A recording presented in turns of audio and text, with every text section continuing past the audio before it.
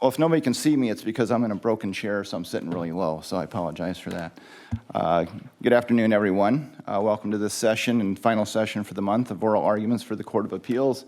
As indicated, my name is Paul Allers. It's my privilege today to be presiding, along with my colleagues, Judge Tyler Bowler and Judge John Sandy. We're hearing two cases in this session. The first one is case number 25-0079, State of Iowa versus Dorohaye Antonio Lamar Mobe Rosa. Here representing the appellant is Attorney Webb Wassmer. Am I pronouncing that correctly? All right, thank you. And also here representing the state is Attorney David Banta. All right. Mr. Wassmer, whenever you're ready, you can begin. May it please the court, counsel. There's basically two issues before the court here regarding this restitution that was imposed against Mr. Rosa. The first is a question of statutory interpretation regarding the timeliness of the state's request. It's undisputed the state filed its statement of pecuniary damages requesting the restitution 2 years after Mr. Rosa was sentenced. And under Iowa Code Section 910.3 sub 5, a statement of pecuniary damages shall ordinarily be filed no later than 30 days after sentencing. That was what the judgment and sentence of the district court also provided, with the exception that the state can file within a reasonable time after the prosecuting attorney is notified by a victim of any pecuniary damages incurred.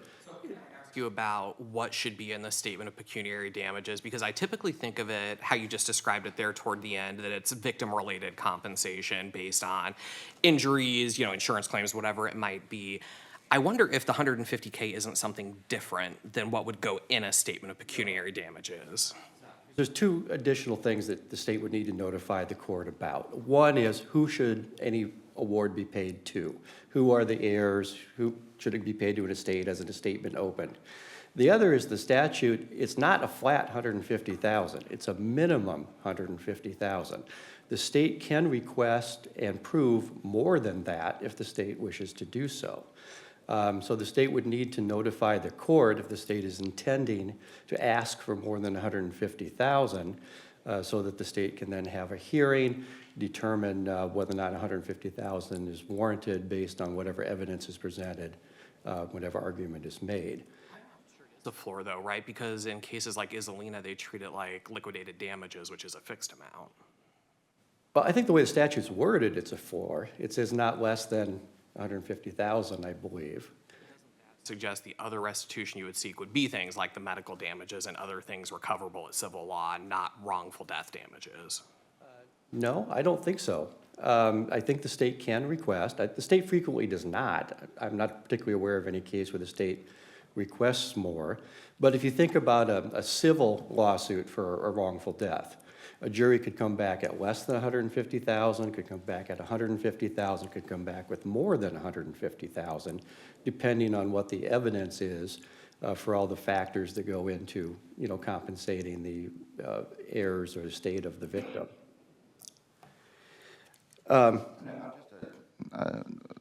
Unrelated technical issue. Does your client have a preference as to how he's referred to in the opinion? Does he prefer Mobe, Rosa, Mobe, Rosa?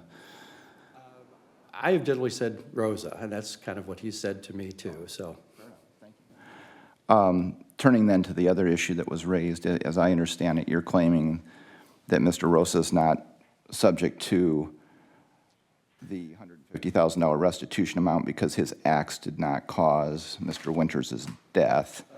that's correct. Under 910.3b and the State versus Davison case, Davison says that there has to be a jury finding that the defendant's acts caused the death, otherwise there's a Sixth Amendment violation. Right. Now, Davison was found guilty of a lesser included that didn't involve death, right? I think it was a conspiracy count, as I recall. Okay.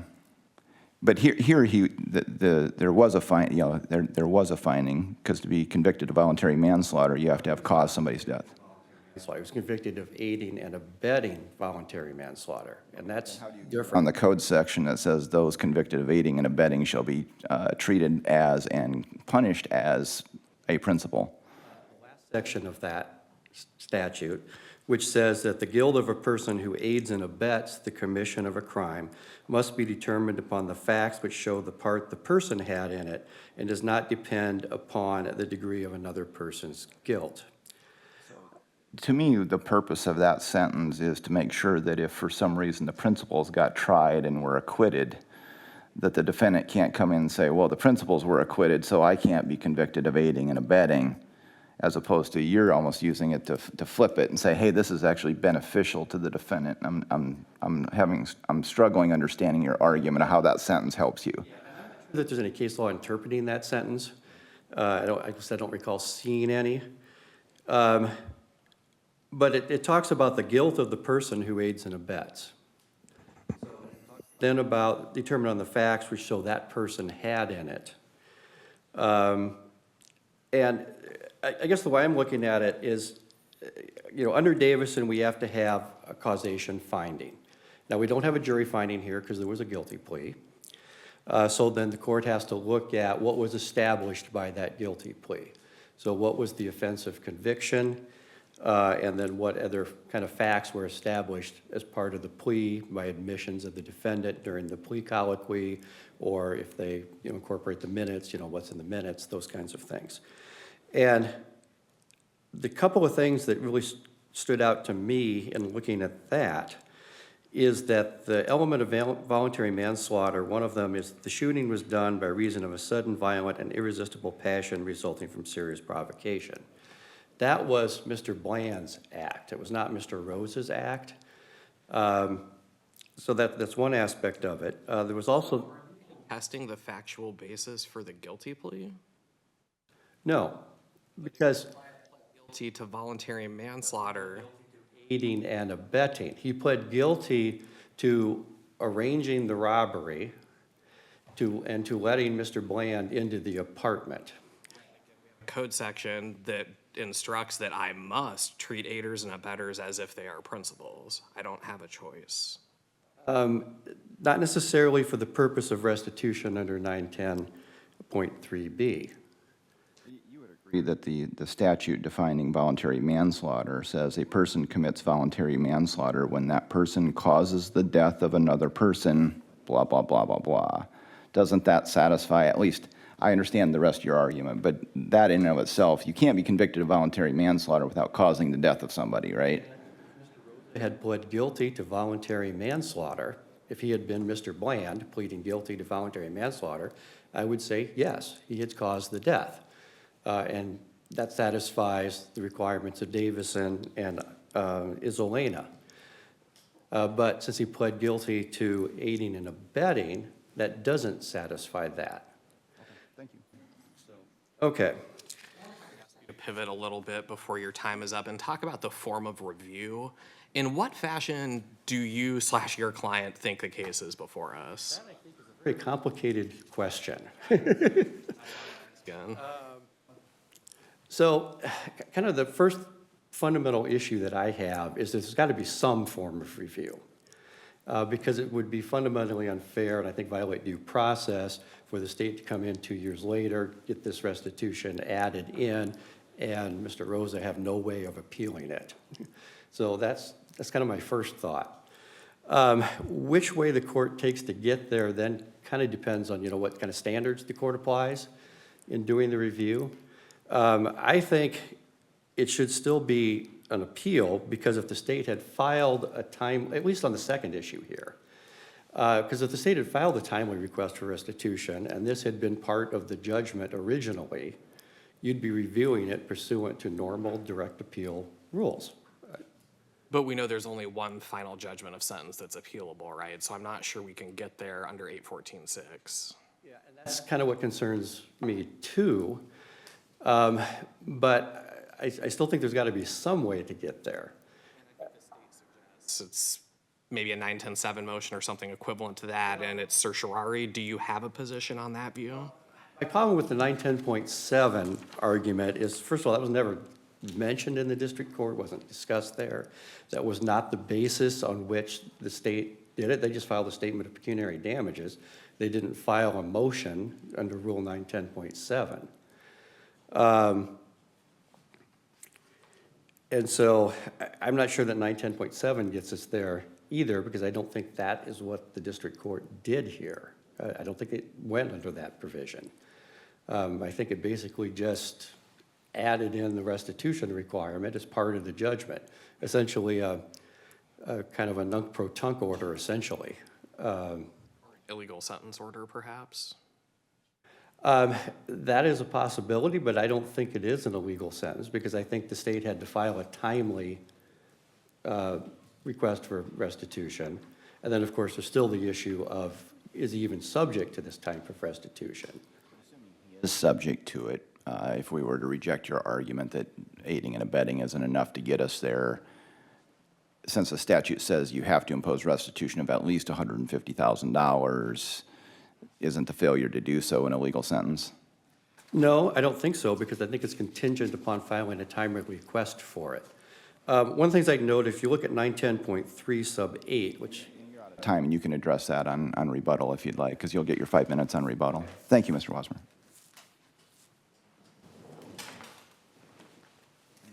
Whenever you're ready, you can begin your argument.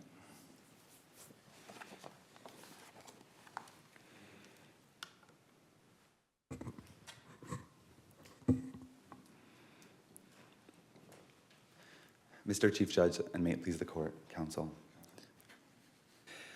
The first ground for appeal here is untenable. Rosa's asking this court to write a 30-day statute of limitations, essentially, the functional equivalent of a statute of limitations. And kind of the question that Judge Bullard asked, is you said in this appeal, is it an appeal or is it a petition for writ of cert, do you think? On that point, Your Honor, the crucial question is whether or not we're here to correct an illegal sentence. My understanding is on, I believe, page 12 of Rosa's brief, he's contesting the idea that this is an illegal sentence, and my understanding of his argument that we just heard is that he still contests the idea that this is correcting an illegal sentence. If that's true, then this case needs to be here on a writ of certiorari under 910.7 sub 5. That code section is important here. It requires exhaustion of remedies below at the district court, and it specifically states that appellate courts shall not modify restitution orders until remedies have been exhausted, and then it further provides, that's in sub 4, and then it further provides in subsection 5 that appeal needs to be taken through writ of certiorari. If we're here to... I mean, if we go down that path, he's exhausted remedies below, hasn't he? Was there anything more that Mr. Rosa could have done to remedy this issue other than file the petition for writ of cert? Sub 4 would be satisfied. The state's statement of pecuniary damages would have been a petition for purposes of subsection 1 of 910.7. Even though that particular document was styled as a statement of pecuniary damages, and I do believe that was a mistake, it shouldn't have been labeled in that way. It should be treated as a petition. There was a hearing under subsection 1. The district court is able to call a hearing if it thinks that a restitution hearing is necessary based on the petition, and then the district court held that hearing here and issued a ruling that was adverse to Rosa. So yeah, subsection 4, the boxes there are checked, but if anyone wants to appeal that now, whether the state or Mr. Rosa, then that needs to be done by writ of certiorari. So it all depends on whether we're here to correct an illegal sentence. And the state's point is that Rosa is saying we're not here to correct an illegal sentence. State's motion below really a motion to correct an illegal sentence, and we're here on cert off of that under props. Your Honor, it's the manner in which the state presented it. The state did file a statement of pecuniary damages, and again, I think that was not the proper statement to file. I think a 910.7 sub 1 petition makes more sense. Alternatively, the state could have filed the motion that you just described.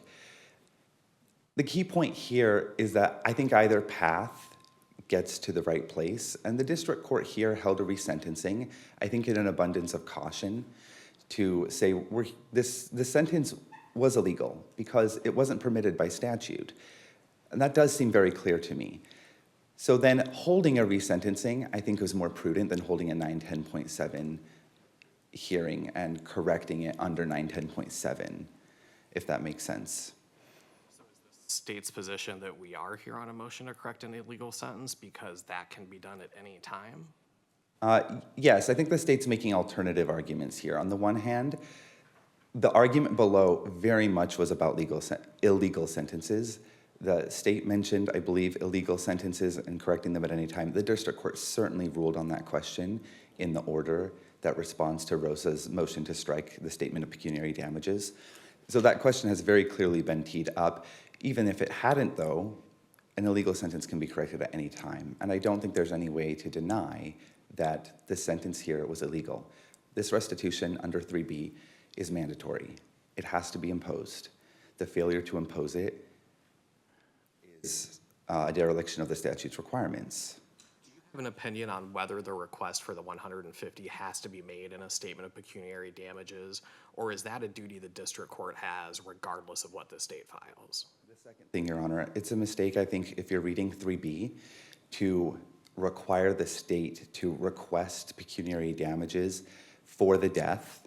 It's important to be clear. The restitution, $150,000 for the causing of a death, is separate from victim pecuniary damages. The statute makes that clear in 3B subsection 1. The $150,000 is a determinate amount. Davison says so, even though it's not a fixed amount in the sense that it has to be $150,000. It's $150,000 at least, so $150,000 and up. That doesn't change the determinate nature.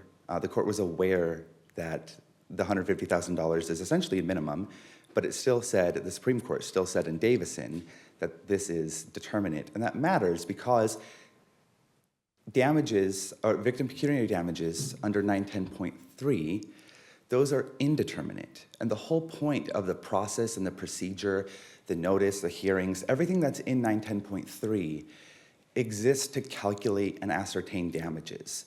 We need a victim to come in and say, my car was broken into. This is how much it costs to fix the window. My wallet was stolen. Here's what was inside of it. Without a statement of pecuniary damages, a district court cannot assess any victim pecuniary damages because it just won't know what amounts to assess. 910.3b is fundamentally different. There is no need to call in a victim and say how much someone's life was worth. The statute answers that question and says it's at least $150,000.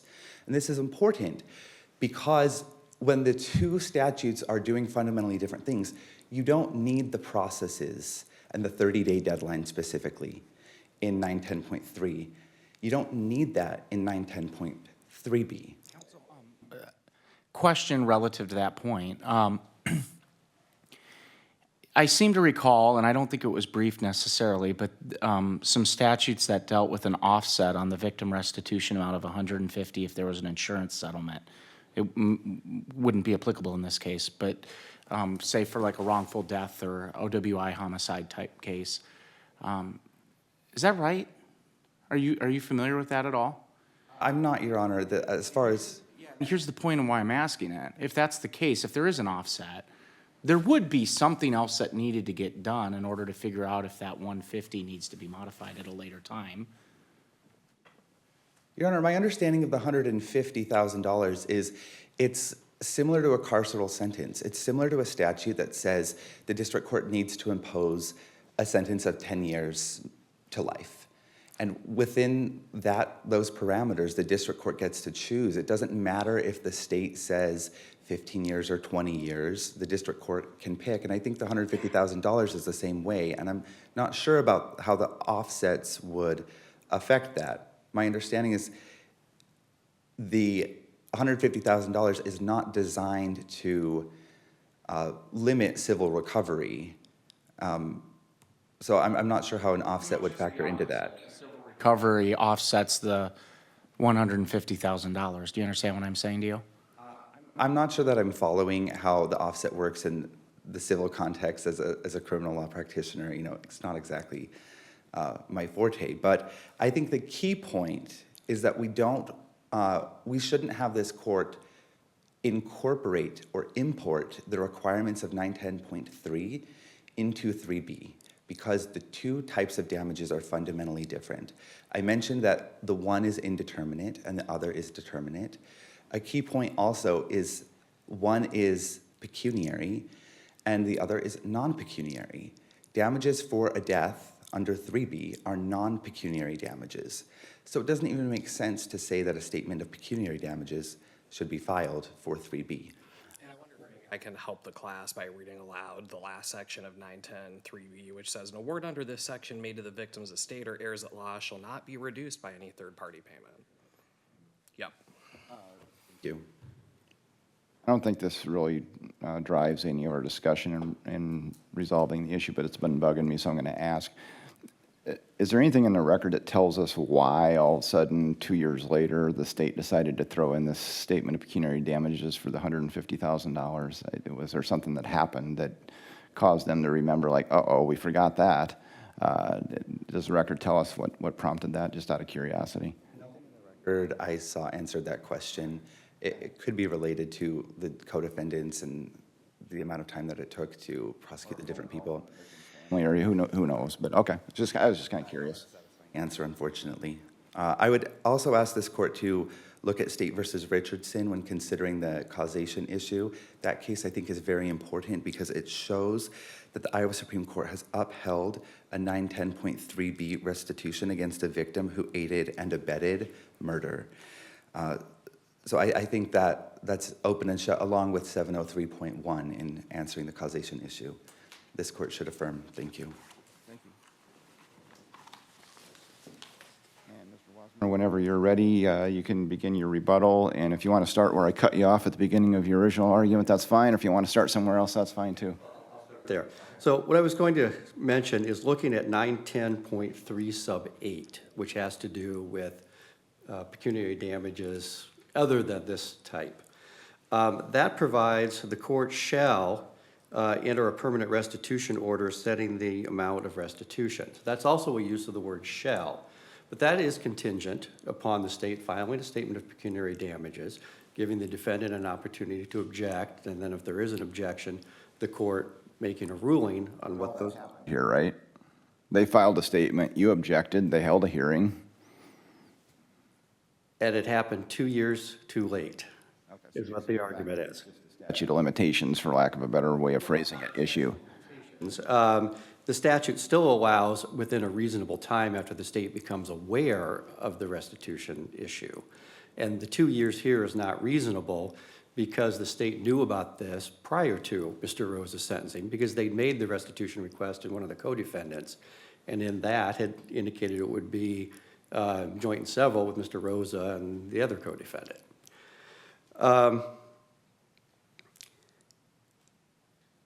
So with Davison, I think they probably unfortunately chose the word determinate because I don't really think it is. I think what they were trying to get at in Davidson was they were looking at the Apprendi issue. Do you need to have a jury finding on this? Is this punishment or not? And I think what the underlying concept there is it's a minimum 150,000. So you could have cases where the actual damages for the death of the victim are less than that. But the legislature decided to set that floor at 150,000. Because if there was no floor, then the state would then have to come in and, just like in a wrongful death civil suit, prove up, okay, what is exactly the wrongful death damages here? And then the court would have to decide that based on all the evidence, just like a jury would in a wrongful death lawsuit. So I think that's the main reason that they find it is punishment subject to Apprendi, is because it sets that floor where the actual damages could be less than that. With any other type of restitution, it's limited to actual damages. So if it's a theft and the property is not recovered, or you're talking about medical expenses to a victim who's been beaten up, then the state has to come in and prove what those actual damages are, subject to the defendant objecting and the court holding a hearing and making a decision ultimately as to what those damages are. Right, but all that has to do with the fact that in Davison, they held that the $150,000 restitution is punitive in part, so it must be based on jury findings. Right. We don't need a jury finding here because your guy admitted what would otherwise be the Apprendi requirement via his guilty plea, right? Essentially under Apprendi, if you have a guilty plea and not a jury finding, you then look at what did the defendant plead guilty to, what are the elements of that offense, what factual omissions were made during the guilty plea. Then this gets back to your argument about, he just aided and abetted, he didn't actually shoot the guy, right? Okay. Last thing to answer your question, although I'm going to have to go outside of the record as to why the state filed it 2 years too late, it's because Mr. Rosa filed a PCR, and the state looked back and recognized that they hadn't filed the statement for the 150. Thank you. So unless the court has further questions, that would conclude my argument. All right, thank you. All right, with that then, we will consider, first of all, thank you, counsel, for your efforts in your briefing and your arguments here today. That's helpful. We appreciate it. We'll consider this matter, State versus Rosa, submitted. We'll get a ruling out to you as soon as we're able to do that. And you are free to go. Thank you.